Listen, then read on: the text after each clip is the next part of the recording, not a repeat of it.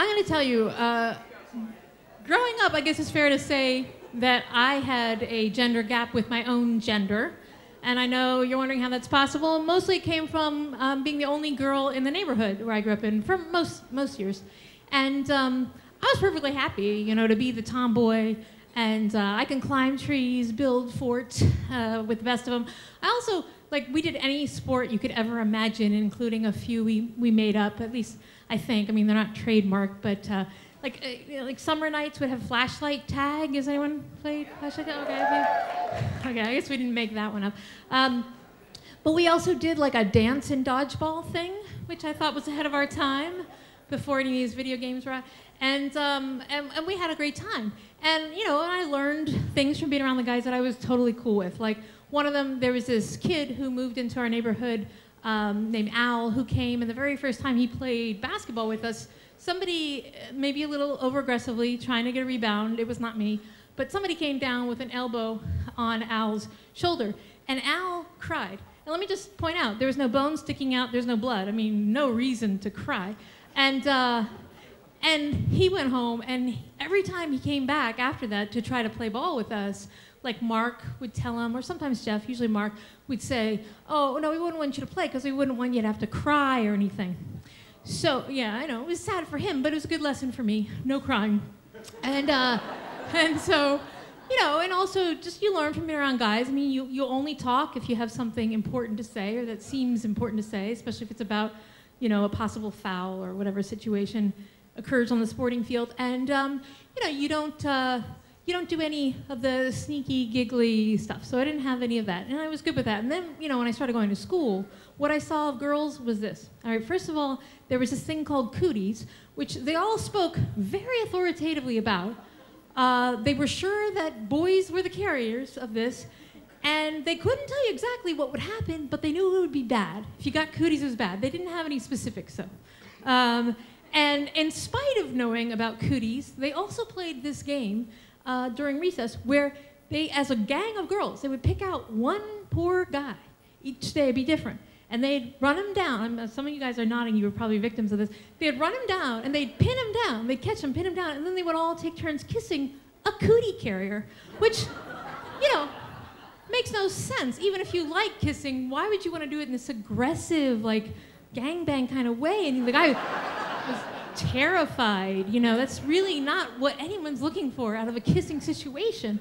So I was very suspect, and it only got worse as we got older. Like, I mean, I would hear some of the girl talk, and this is like an example of a little snatch I witnessed. Alexia said to Karen, she's like, yeah, you know, I'm really making strides with Doug Hammersmith. I called him, and like he answered, and no way was it like his father, the way he said hello, and then I hung up on him. And I did this, you know, 5 times just last night, so I'm pretty sure we're establishing a relationship. I could only think about how pissed I'd be if somebody kept calling and hanging up, and this is before Star 69, so you couldn't see, but still, it just seemed like a bad strategy to me, and I didn't understand, and I would listen to these conversations, and I'd think, what joy are they getting out of this? What's the point? And so I was just happy to be one of the boys, and I stuck with one of the boys.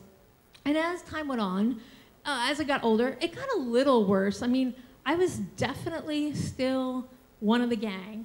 And, you know, it was funny, like, the thing that they pointed out that was different about me was I was the only one in the group who didn't have a 1-syllable name. It was Jeff, Mark, Brad, and me. So that was the biggest difference to them, which I thought was kind of neat. And, but as we got older, like, they started doing stuff I found less and less interesting, you know? Like, they played Pong, which, I don't know if any of you know, like, that was the big thing at the time before all your fancy, you know, video games they have now. But we're talking, like, Pong was like this black screen. It was an all-black screen. And there was like a green wall here, a green wall. It was just 2 lines.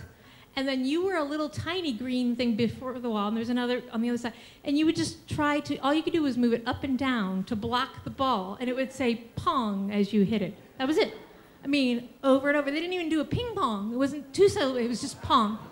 Pong, Pong, Pong. And these guys would play for hours, and I didn't see the joy in that. And then they started playing this game where they would get donut holes, and they would drive around. This is when Jeff got his driver's license. He was 2 years older. And so we would go around, and they would actually beam people with donut holes, which, you know, I mean, okay. okay, it wasn't a rock, it wasn't hurting anybody, but still, and you know, there were some like clever young people who got around in time to actually snag the donut hole and eat the donut hole, so that was good for some people. But I just, again, I wasn't seeing the joy, but I kind of went along because I was still one of the guys. And then came my breaking point. So Jeff's uncle, Larry, he worked as a bouncer at this pub or bar, whatever you want to call it, down in Georgetown. And so he would let us in even though we were clearly underage. And I guess he wasn't worried about losing his job or anything. And so we would go down, and we'd hung out there a couple times. And I didn't really like to drink, so I didn't really love it.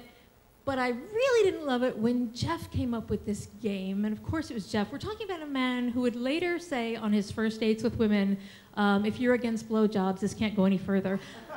On a first date. And he would make it clear. He wasn't saying they had to perform one now. He just wanted to know it was on the menu for later.